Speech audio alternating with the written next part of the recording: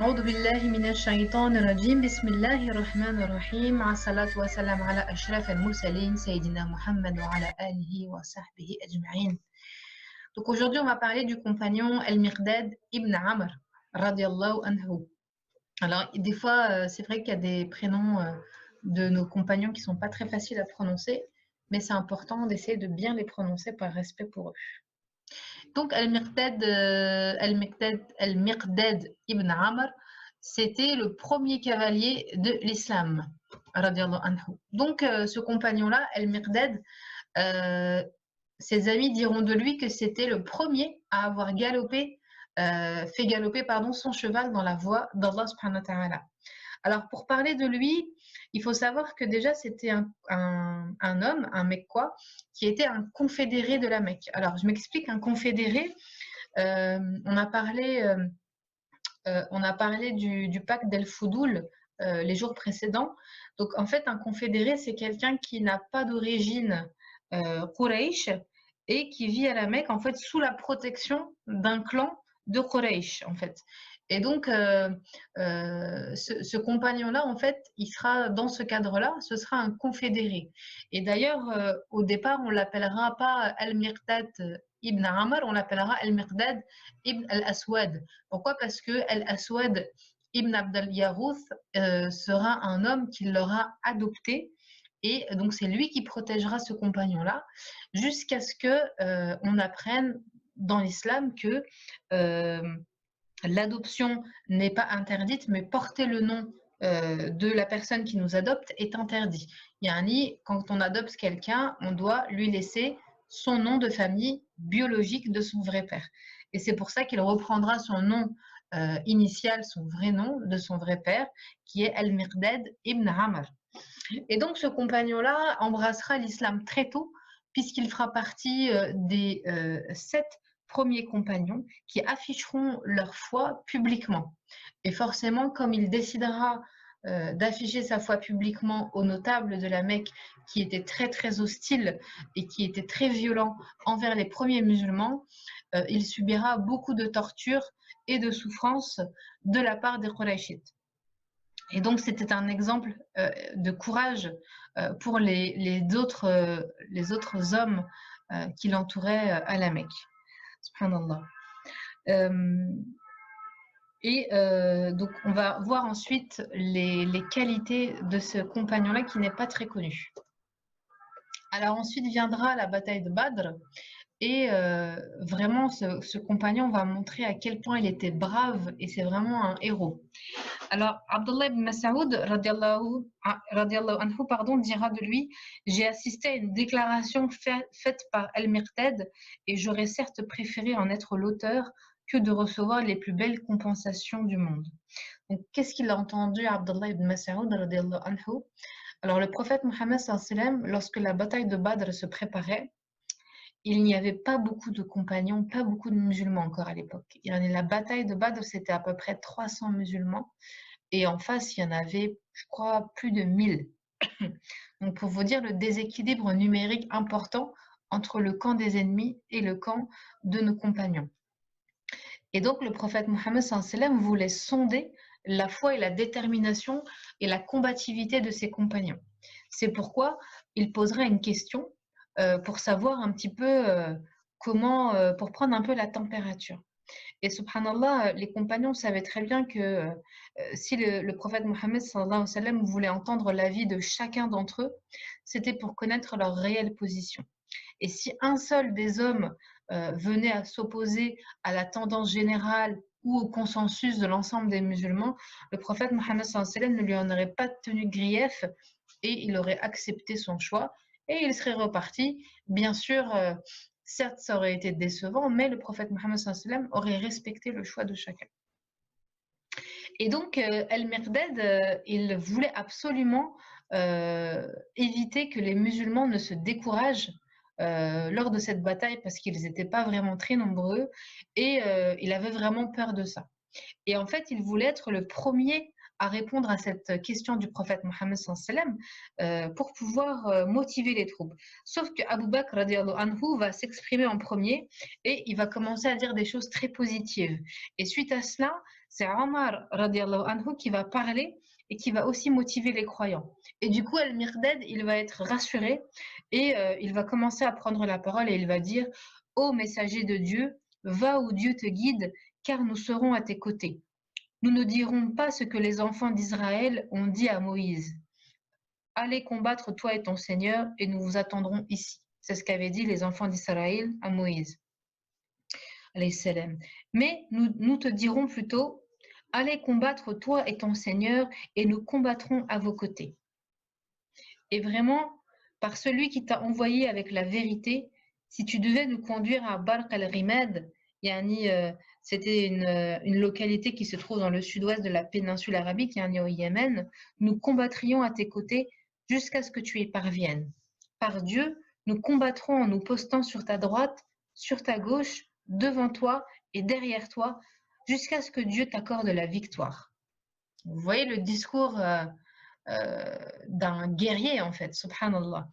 Et à ces paroles-là, le prophète Mohammed sallam sourit et son visage s'illumina en laissant apparaître justement un très grand sourire. Et Al-Miqdad réussit par ces mots-là en fait à déclencher un enthousiasme important chez les combattants musulmans. Et c'était vraiment un exemple à suivre en fait parce qu'il était vraiment très convaincant.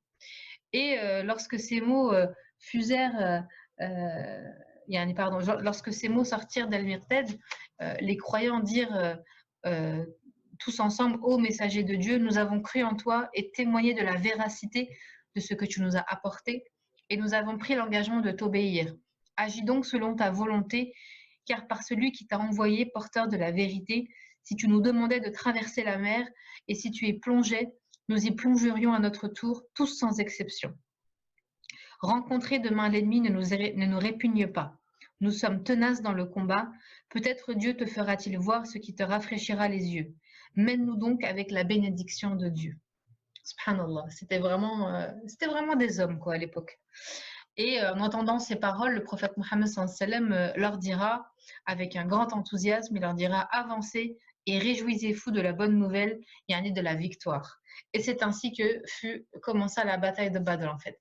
Le prophète Mohammed sallam savait déjà qu'ils allaient gagner, mais il voulait d'abord tester la foi des musulmans avant qu'eux-mêmes ne sachent qu'ils allaient gagner, puisque vous savez très bien que les musulmans seront soutenus et accompagnés par l'armée d'Allah subhanahu wa ta'ala, par une armée d'anges qui viendra combattre à leur côté, et quand l'ennemi les verra, eh bien, il n'aura pas l'impression qu'il y avait 300 personnes, mais qu'il y en avait beaucoup plus que ça, et les anges prendront les armes et tueront les ennemis de Dieu dans cette bataille qui permettra à l'islam de pouvoir avoir sa première victoire sur l'ennemi.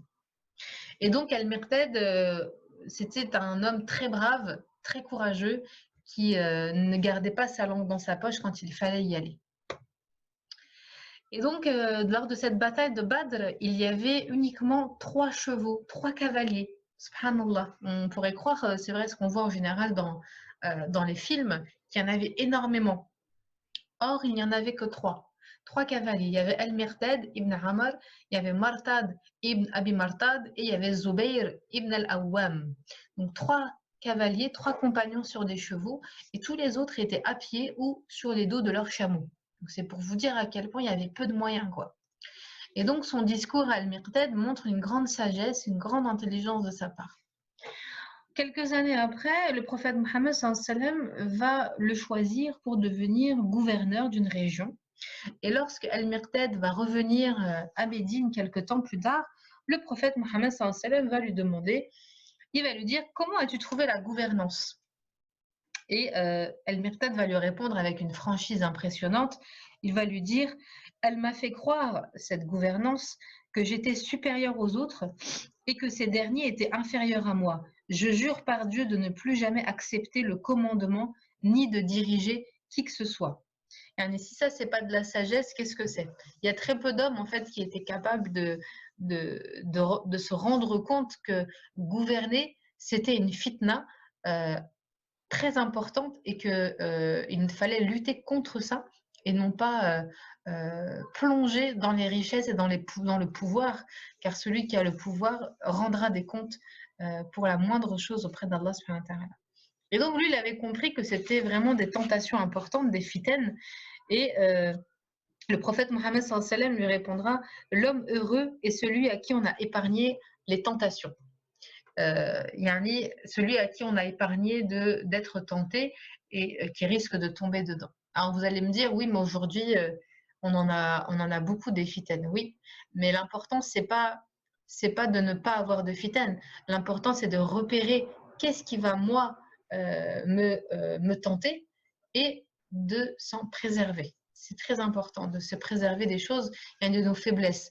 Ça peut être l'argent, ça peut être les relations charnelles, ça peut être le pouvoir, ça peut être le fait d'avoir beaucoup d'enfants. Il y a des gens, ils se vantent d'avoir beaucoup d'enfants, subhanallah, alors que tout ça, ce n'est que du risque et ça peut devenir des tentations. Donc vraiment, l'être humain intelligent et l'être humain sage est celui qui inspecte, qui fait une introspection sur lui-même et qui se dit, moi, c'est quoi mes faiblesses? Qu'est-ce qui est attirant pour moi dans cette dunya? Ça peut être la mode, ça peut être les belles chaussures, les beaux magasins, les beaux vêtements. Tout est tentation dans cette vie-là. Et c'est important de se poser la question, qu'est-ce qui, moi, pourrait me faire tomber et noircir ma foi et m'empêcher d'aller à la rencontre de mon Seigneur. Et donc, ce compagnon-là avait vraiment bien cerné ça, et c'est pour ça qu'il ne réacceptera plus jamais ce genre de fonction, puisqu'il sait que pour lui, c'était une fitna très importante. Et parmi les signes aussi de sa sagesse, c'est un compagnon qui avait beaucoup d'indulgence envers les gens. Il ne se permettait jamais de juger quelqu'un. Il disait que c'est une qualité qu'il avait apprise du prophète Mohammed sallallahu alayhi wa sallam et on devrait nous tous essayer de suivre. C'était le fait que le cœur de l'être humain est quelque chose qui peut changer à tout instant. Le prophète Mohammed a enseigné que le cœur de l'être humain, il est plus instable qu'une marmite en ébullition. Subhanallah. C'est pour vous dire que un coup on est bien, un coup on n'est pas bien, un coup on aime une chose, un coup on ne l'aime plus. Et c'est pour ça qu'il faut calmer son cœur avec beaucoup de ibadat, beaucoup de dhikr et toujours avoir la présence de Dieu dans sa langue et dans son cœur. Et par conséquent, El-Mirdad, il ne se permettait jamais de juger une personne tant qu'elle était vivante. Et une fois qu'elle était morte, cette personne, il ne pouvait plus non plus la juger, puisque, subhanallah, elle était décédée. À quoi bon juger quelqu'un de mort? C'est Allah qui juge les personnes qui ont terminé leur vie sur cette terre-là. Et effectivement, le jugement n'aurait servi non plus à rien, puisque cette personne était décédée. Donc, elle ne pouvait pas changer son comportement. Et donc, vraiment, il se gardait en fait d'émettre des jugements, il préférait plutôt se juger lui-même et être indulgent envers les autres. Et un jour, il y a eu un dialogue entre deux personnes et des compagnons, et El-Mirdad était présent, et écoutez ce qui s'est passé. Donc, un des compagnons et amis rapporte: nous étions un jour avec El-Mirdad, un homme passa devant nous et s'adressa à El-Mirdad en disant: heureuses sont ces deux yeux qui ont vu le messager de Dieu, sallallahu alayhi wa sallam. En fait, il parle des yeux d'El-Mirdad, de ce compagnon. Heureux sont ces deux yeux, pardon, qui ont vu le messager de Dieu, sallallahu alayhi wa sallam. Par Dieu, nous aurions vraiment souhaité voir ce que tu as vu et vivre ce que tu as vécu. Alors ça, c'est une pensée que nous, contemporains, on pourrait avoir aussi. On pourrait se dire des fois, on s'est peut-être même déjà dit: ah, j'aurais trop aimé vivre à l'époque du prophète Mohammed sallallahu alayhi wa sallam. Oh, je suis sûre que j'aurais trop kiffé être à la bataille de Badr. Moi, personnellement, je me suis déjà dit ça. J'aurais trop kiffé être à la bataille de Badr avec un sabre et dégommer les ennemis, par exemple.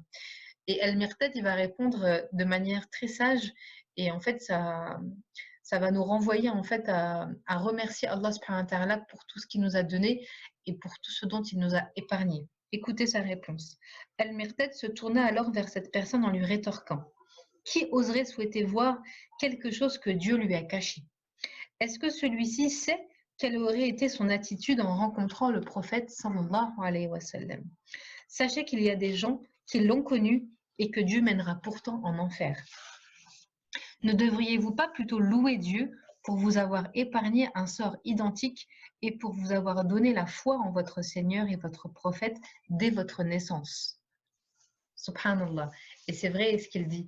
Qui dit que nous, aujourd'hui, si on avait été à l'époque du prophète Mohammed sallallahu alayhi wa sallam, quand il a reçu la révélation, qui nous dit qu'on serait soumis à ce qu'il avait dit, à son message, et on se serait pas dit, mais c'est qui lui en fait, il sort d'où, non, moi je continue la religion de ma famille, mes parents, ça ne m'intéresse pas en fait, je le connais pas, ok certes c'est El Amin, il a jamais menti, mais ça me dit trop rien. Qui aurait eu la force de changer sa culture, son éthique et sa religion pour cet homme-là, Mohammed ibn Abdullah, sallallahu alayhi wa sallam. On ne sait pas. Et donc, il faut dire Hamdulillah, Allah subhanahu wa ta'ala, parce que l'important, c'est d'être musulman. L'important, c'est pas à quelle période Allah subhanahu wa ta'ala nous a créés, mais l'important, c'est d'être musulman et d'être soumis à Allah et de croire en lui et en son prophète, sallallahu alayhi wa sallam. Et donc, on voit que ce compagnon-là, il avait vraiment une grande perspicacité, une grande clairvoyance, subhanallah, parmi les paroles qu'on nous a attribuées de lui. Alors, El-Miqdad ibn Amr avait vraiment un grand amour pour le prophète Mohammed sallallahu alayhi wa sallam, et ce n'était pas le genre de personne qui avait un amour et qui devenait entre guillemets un bisounours. Il aimait son prophète, mais en même temps il restait vigilant et il restait avisé par rapport à ce qui se passait par rapport aux ennemis de Dieu. C'est-à-dire qu'il n'était pas en mode 100% amour et je me laisse couler, je me laisse vivre et j'oublie les armes et peace and love. Pas du tout. C'était un compagnon qui, à la moindre menace, montait sur son cheval, prenait son sabre dans sa main et se pointait devant la maison du prophète Mohammed sallallahu alayhi wa sallam pour tenir la garde au cas où il y en a qui tenteraient des choses. N'oubliez pas qu'à cette époque-là, il y avait beaucoup de munafiqoun, beaucoup d'hypocrites. Et d'ailleurs, ces personnes-là, souvent, qui ont assassiné les califes comme Omar et comme Othman et bien d'autres, radiallahu anhum. Et donc, notamment à Omar, je me souviens de cette personne qui est rentrée à Médine, qui s'est rapprochée de lui, qui a fait comme si elle était convertie alors qu'elle ne l'était pas, et elle a poignardé Omar ibn al-Khattab durant la prière. Et donc, ce compagnon-là était très vigilant par rapport à ce genre de choses. Et son intention, Al-Miqdad, radiallahu anhu, c'était de défendre l'islam contre les ennemis de Dieu, mais aussi contre les musulmans qui avaient, qui pouvaient vivre des erreurs et des injustices. Je vais vous relater une histoire qu'il a vécue. Donc, il y a, comment dirais-je, il y a un compagnon. Donc, voilà, un jour, Al-Miqdad et ses compagnons furent encerclés par l'ennemi alors qu'ils étaient sortis pour une expédition. Par mesure de précaution, leur chef ordonna aux combattants musulmans de ne pas aller faire paître leurs bêtes. Mais l'un d'eux, qui n'avait pas été informé de cela, ne suivit pas la consigne. Il fut ainsi sévèrement puni par le chef du détachement, alors qu'il ne méritait éventuellement pas d'être sanctionné, puisqu'il n'avait pas eu l'information qu'il ne fallait pas aller faire paître ses bêtes. Alors que l'homme pleurait et criait au scandale, El-Miqdad passa près de lui et lui demanda ce qui s'était passé. Après l'avoir écouté attentivement, El-Miqdad le prit par la main et l'amena auprès du chef du détachement. Après un long débat, El-Miqdad réussit à convaincre de son erreur le chef et lui dit « Maintenant, laisse-le se venger de toi. » Parce que vous savez qu'en islam, œil pour œil, dent pour dent, et quand on subit un préjudice, on a le droit de faire subir le même préjudice à la personne, entre guillemets, pour récupérer son droit. Mais c'est mieux si on pardonne. C'est plus noble et c'est plus pieux si on pardonne. Et donc, El-Miqdad dit au chef du détachement, « Maintenant, laisse-le se venger de toi. » Mais l'homme préféra lui pardonner. Et donc, Miqdad était content de ce dénouement et il dira « L'islam restera en situation de force tant que je serai en vie. » Pour lui, son intérêt, son objectif, c'était que l'islam reste fort et que les gens ne rentrent pas dans l'erreur et que les ennemis ne puissent pas gagner du terrain. Et je terminerai là-dessus par la parole du prophète Mohammed sallallahu alayhi wa sallam qui dira à Al-Miqdad, il dira subhanallah, il dira Dieu m'a informé de t'aimer et m'a informé qu'il t'aimait. Subhanahu wa ta'ala. Yani Allah subhanahu wa ta'ala, il dira au prophète Mohammed qu'il doit aimer. Yani c'est un ordre. Je t'ordonne d'aimer Al-Miqdad et informe Al-Miqdad que moi, Allah subhanahu wa ta'ala, je l'aime. Et vraiment, s'il y a une chose qu'on peut essayer de gagner dans cette vie, c'est l'amour d'Allah subhanahu wa ta'ala. Parce que Allah subhanahu wa ta'ala nous a informé que quand il aime une créature, il dit à ses anges de l'aimer à leur tour. Et quand les anges aiment une créature d'Allah subhanahu wa ta'ala, les anges envoient cet amour sur les créatures. Et c'est pour ça que parfois, on aime les gens, on ne sait pas pourquoi on les aime, mais on les aime. C'est un signe d'Allah subhanahu wa ta'ala, c'est un signe de l'amour d'Allah subhanahu wa ta'ala. Et donc, on demande à Allah subhanahu wa ta'ala, non pas que nous, on l'aime, bien sûr, il faut l'aimer, mais surtout que lui nous aime. Parce que si lui nous aime, Inch'Allah, on aura tout gagné dans cette vie-là et dans l'autre vie. Donc Allah soit satisfait d'Al-Miqdad ibn Amar radiallahu anhu. Amin. Barakallahu fikoum pour votre écoute. Hop. Est-ce que vous avez des questions?